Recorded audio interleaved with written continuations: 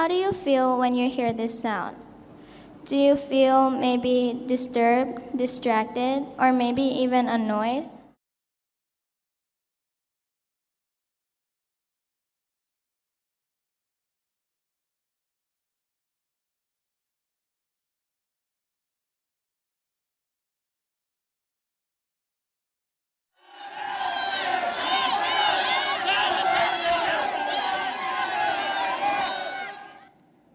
How do you feel when you hear this sound?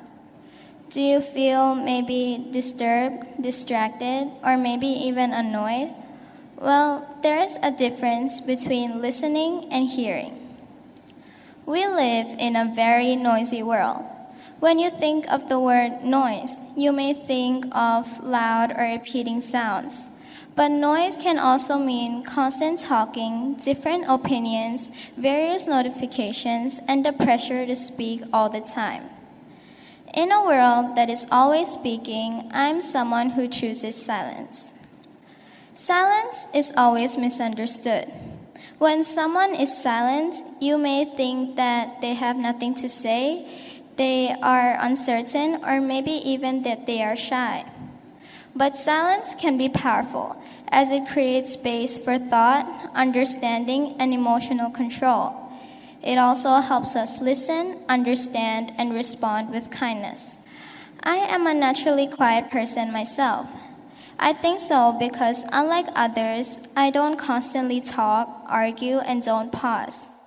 I choose to remain silent and wait for my space.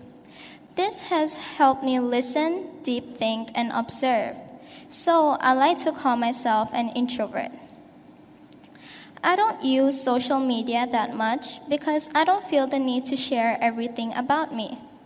Sometimes this has made me feel different, especially when everyone else seems to be louder.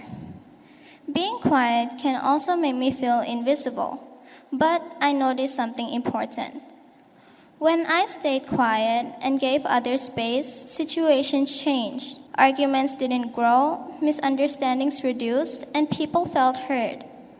As Stephen Hawking once said, "The quiet people have the loudest minds." Many people complain about how constant notifications can make them feel tired or distracted. When I stay away from this digital noise, I feel much more calmer and more present. Many conflicts start because of the lack of listening. For example, online arguments, classroom or group project misunderstandings, and even global conflicts that cause even more noise in the world.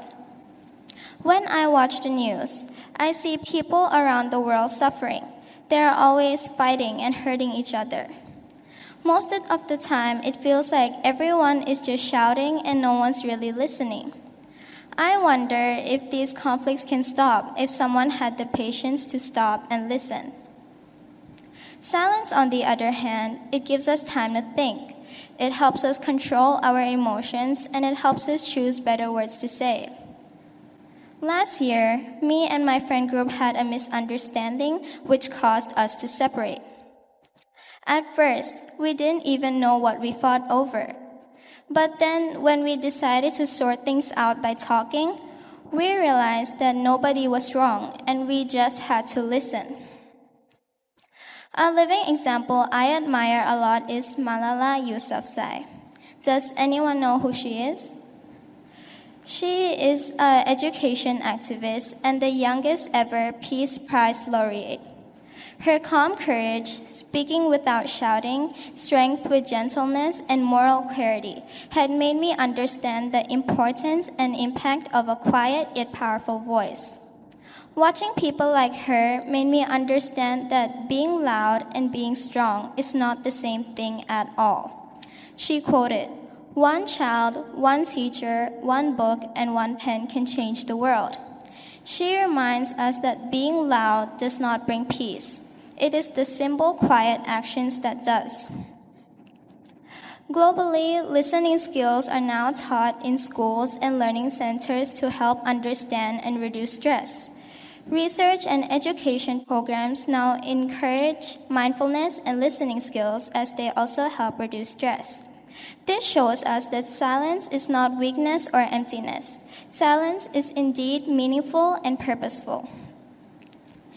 You may see posters that say think before you speak or listen more. You may not understand it at first, but it reminds you that being loud does not bring peace. When we pause, give others space, and listen to them, that is what brings peace in our world.